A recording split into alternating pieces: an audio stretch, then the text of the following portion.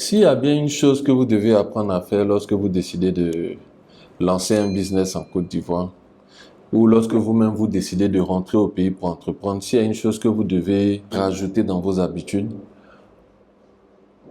dans votre conception de voir l'entreprise, c'est de considérer qu'en Afrique, le, le chef d'une entreprise, sinon le gérant d'une entreprise, c'est d'abord un bon père de famille. Sinon, c'est d'abord un père de famille. Parce que la notion de bon, mauvais père de famille, on va dire qu'elle est relative. Puisque chacun a ses critères, chacun a son barème. Mais s'il y a une chose que vous devez tenir pour acquis ici en Côte d'Ivoire, c'est que un chef d'entreprise reste d'abord un père. Un bon père de famille qui a la responsabilité d'administrer l'entreprise comme il administre, on va dire, son ménage, comme il administre la maison. Pour nous autres qui avons évolué dans des univers différents, avec des cultures différentes, moi, personnellement, j'ai à peu près 12 ans d'expérience en France et 8 ans en Angleterre. Pour nous qui avons eu l'opportunité d'évoluer dans ces genres de cultures-là, dans ces univers-là, s'il y a une chose que nous savons, c'est que l'entreprise, c'est l'entreprise. Il n'y a vraiment aucune pitié. Tu es obligé de te tenir à carreau, tu es obligé d'être performant, tu es obligé de toujours mettre les bouchées doubles pour justifier ta place. Pour nous qui avons eu l'opportunité d'évoluer dans des univers où si tu n'es pas performant, tu es remplacé. Ou alors on prend quelqu'un qui sort de l'école ou on prend quelqu'un d'autre qu'on va venir sous lequel on va te mettre afin que tu puisses exécuter ces instructions. Pour nous qui avons eu l'opportunité d'évoluer dans ces univers-là, lorsqu'on rentre en Afrique, qu'on monte un business, on a du mal à capter cette nuance-là. On a du mal à s'adapter. Et ça fait partie de l'une des choses à laquelle il faut faire attention quand on rentre au pays. Adapter la vision de l'entreprise en Occident et la vision de l'entreprise en Afrique. C'est en Afrique ici que j'ai appris à faire du social dans l'entreprise. Par exemple, permettre à un employé qui a un besoin ou alors qui a besoin d'un prêt pour pouvoir monter un projet, lui permettre de pouvoir emprunter avec la structure afin de pouvoir rembourser avec des mensualités souples et raisonnables pour lui. C'est ici que j'ai appris ça. Et si tu ne maîtrises pas cet aspect du business en Afrique, ça risque d'être compliqué pour toi. Parce qu'automatiquement, la plupart des jeunes ou en général, ça va être plutôt des jeunes ou alors des entreprises ou alors des employés, on va dire qui sont en début de carrière, sont beaucoup dans cette mentalité-là, surtout quand ils sortent de l'école. Quand tu sors de l'école, il y a ça et il y a aussi le fait qu'ils croient encore être à l'école à base d'absence sans forcément trouver nécessaire de justifier, à base d'absence pour un oui ou pour un non, c'est-à-dire qu'un petit bobo on s'absente, donc vraiment en mode scolaire. Tu dois apprendre à maîtriser cet aspect social. Et ça fait partie de notre culture africaine. Ok, tu deviens un père, tu deviens un mentor, tu deviens un grand frère. Mais c'est pas quelque chose qui doit t'empêcher fondamentalement de faire tourner ton entreprise.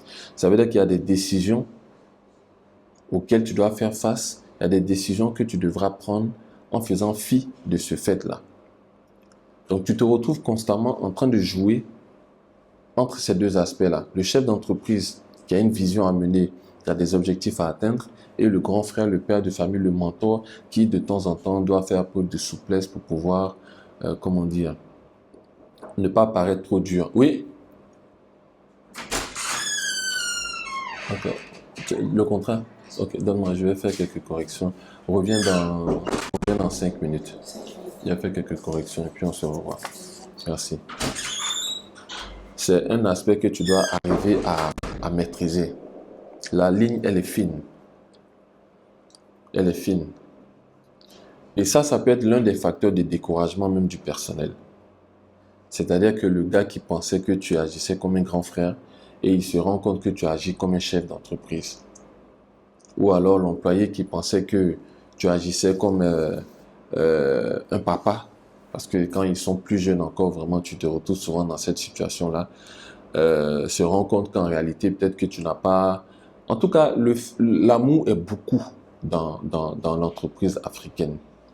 Surtout peut-être quand le responsable est africain. Peut-être que c'est ça. Parce que j'imagine mal ce genre de comportement-là dans une entreprise dirigée par un Libanais. J'imagine mal. Ou par un Caucasien. J'imagine mal. Peut-être parce que je suis africain. Peut-être parce que nous sommes africains. Mais c'est d'autant plus important pour nous. Puisque de toutes les manières, quand tu quittes le pays, que tu reviens, tu restes quand même africain. Tu restes quand même africain et tu peux trouver des employés comme ça qui sont découragés parce qu'il n'y a pas ce petit truc-là. Et moi, personnellement, c'est pas mon fort. C'est pas mon fort. Est-ce que c'est parce que je suis passé par l'Angleterre où chaque jour, tu as la boule au ventre parce que tu sais même pas si tu vas garder ton emploi? Est-ce que c'est parce que moi-même, au niveau même de mon mindset, je suis différent? Je saurais le dire. Mais c'est quelque chose avec lequel tu dois dealer. Des fois même, tu vois même des employés qui sont vraiment grands, mais tu es obligé encore de les cajoler. Et ça, c'est une grosse difficulté. C'est-à-dire, d'une part, si tu ne le fais pas, ça peut te porter préjudice, parce que eux, ils attendent ça. D'autre part, si tu le fais, tu sors un peu du modèle entreprise qui a pour mission de gagner de l'argent, de réduire ses coûts et de maximiser sur ses gains, de sorte à ce que la balance coût-recette soit toujours différente. Bien sûr, les recettes au-dessus des coûts. Tu dois faire attention avec ça. Tu dois faire attention avec ça. Tu fais quoi, par exemple, quand un employé est vraiment sympathique, est vraiment docile, est vraiment agréable, travaille avec les autres. Vraiment, il a une bonne attitude, mais il n'est pas compétent. Tu gères ça comment? Tu gères ça comment? Sachant que, comme je disais tantôt, on est toujours en train d'évoluer dans un environnement qui est beaucoup social. Vous me direz, oui, mais si tu rentres en Afrique, c'est pas pour faire du social. C'est pas aussi évident. C'est pas aussi évident. Tu ne peux pas évoluer dans un environnement où les gens attendent beaucoup en termes de social et puis jouer l'américain, jouer le capitaliste. Ça va être préjudiciable. Ça va être préjudiciable. À coup sûr. Si c'est pas dans les débuts, ça sera au milieu, sinon ça sera à la fin. Combien de diaspora rentrent au pays monter un business, après ils rentrent? Soit ils étaient trop dans le social, ok? Soit ils étaient trop capitalistes, cartésiens, américains. Ça veut dire que tu dois faire ça, tu dois faire ci. On évolue dans un système, en fait, où il faut être beaucoup flexible. On évolue dans un système où très rapidement, tu peux paraître dur. Très rapidement, tu peux paraître orgueilleux. Très rapidement, tu peux paraître difficile et compliqué parce que tu veux que les choses soient faites d'une certaine manière. Tu ne veux pas mélanger tout. Moi, il m'a fallu énormément d'années avant de concevoir à travailler avec mes propres frères. Pourquoi? Parce que, comme je leur ai expliqué, comme je leur ai dit, si je leur ai dit, si je travaille avec vous, vous allez avoir l'impression que je ne vous aime pas. Ça, c'est ce que j'ai dit à mes frères. Par la suite, j'ai fini, après beaucoup d'années, j'ai fini par travailler avec eux. Ça se passe très bien. Mais des fois, moi-même, je vois certaines de mes attitudes, je me dis, waouh, j'espère qu'ils comprennent que c'est le travail. C'est le travail. Il y a des personnes qui dépendent de ce travail. Il y a des jeunes qui sont respectés dans leur vie sociale, dans leur famille, parce qu'ils ont un travail. Donc, il n'est pas question pour toi et moi ici, en tant que frangins, de venir fraterniser dans l'entreprise. Ah non, ce que tu as à faire, tu le fais. Si tu ne fais pas, tu dégages. Avec amour, tu dégages avec amour. Tu dégages fraternellement. On reste frères, tu peux rien changer, mais par contre, ça va casser quelque chose parce qu'on n'a pas pu travailler ensemble. J'ai mis énormément d'années avant de me mettre ça à l'esprit. Parce que le problème, surtout ici, c'est que tu commences à travailler avec la famille. Comme j'aime à le dire, ça finit en réunion de famille. Alors que moi, j'aime travailler avec des gens à qui je peux créer des problèmes s'ils me prennent pour un idiot. Ça, c'est ma devise et ils le savent tous. Je veux travailler avec des gens à qui je peux créer des problèmes. Sauf que dans un environnement africain, ça finit toujours en réunion de famille. Mais moi, je ne suis pas rentré au pays pour faire des réunions de famille. Dernièrement, j'ai, on va dire, un membre de la famille, ok, qui a fait un détournement. Je vous explique rapidement. Il était commercial chez moi. À un moment donné, il ne travaillait plus avec moi. Sauf qu'il y a un client qu'il avait obtenu quand il travaillait avec moi, ce qui est normal puisqu'il était commercial, n'arrivait pas à me faire un dépôt d'argent après l'achat de poulet. Et donc lui, ne sachant plus qu'il ne travaille plus avec moi, le contacte. Lui, simplement, évidemment, au lieu de dire naturellement que je ne travaille plus pour cette société, débrouillez-vous pour les payer, il accepte le paiement. Et lorsqu'il accepte le paiement, chose paradoxale, il ne me renvoie pas le paiement. Il ne renvoie le paiement ni à moi, le responsable, ni au responsable du site où les poulets ont été pris. Il conserve ça avec lui. Et qu'est-ce qu'il fait? Quelque temps après, il nous appelle pour prétexter une agression de cet argent-là. Ça veut dire qu'on lui demande, mais comment ça se fait que cet argent a été volé alors qu'il est dans ton compte? Et là, qu'il nous explique qu'il a dû retirer l'argent. Il voulait retirer l'argent pour venir donner ça en cash au responsable d'exploitation qui est à Azaguié, pendant que nous sommes à Abidjan. Même ses propres parents n'ont pas cru à cette histoire.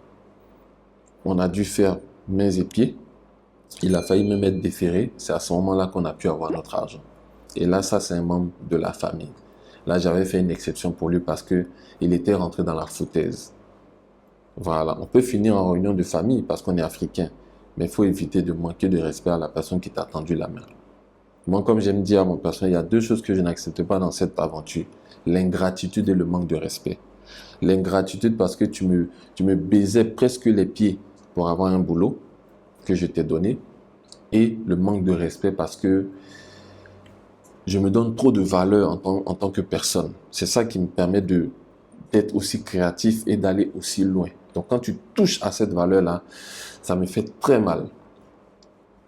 Donc, vous devez choisir quand vous rentrez au pays d'être mi-européen, mi-africain. Mi-européen dans le sens où vous devez expliquer aux gens qu'ils ont à faire valoir, ils ont à travailler pour le salaire, ils ont à travailler pour mériter leur salaire. Mais en même temps, garder un petit côté social africain. De sorte à ce que ce mix-là, ce café au lait-là, une fois qu'ils ont compris ça, ils comprennent que ok, c'est pas mal. En même temps, on doit faire ce qu'on a à faire, ce qui est normal. En même temps, il reste africain avec un petit côté social et c'est comme ça que tu arrives à progresser ici. Un truc mi-figue, mi-raisin, café au lait, moitié. Tu dois faire des compromis quand tu rentres en Afrique pour investir. Tu dois comprendre qu'ici, on n'est pas en Europe. Ici, on est en Afrique, sur une terre africaine et toi-même, tu es africain. Donc, ça sera encore moins compris si tu ne te comportes pas comme un Africain. Descends en bas de description, télécharger mon livre gratuit. C'est gratuit. Tout le monde aime le gratuit. 10 astuces pour bien investir, rentrer vivre au pays, afin de voir comment j'ai pu venir le mindset dans lequel je me suis inscrit. Deuxième chose, descends en bas de description. Il y a un lien qui va t'emmener sur la plateforme Amazon pour acheter mon deuxième livre sur l'élevage de poulets. Il n'est qu'à 4,99 €. Ça, tu le fais, c'est juste pour supporter la chaîne YouTube. 2 ans d'exercice, plus de 10 000 abonnés. C'est du travail décent, supporter la chaîne. Troisième chose, si tu as un projet, tu aimerais bénéficier de mon expérience de plus de 10 ans, prends rendez-vous et puis on s'entretient à travers une séance Zoom. Partage la vidéo, like-la, commente-la. Ne fais pas partie des 30% qui regardent le contenu sans abonner. C'est pas vraiment intéressant. C'était Nyepajouel Anani pour la chaîne Astuces du pays. À la prochaine vidéo.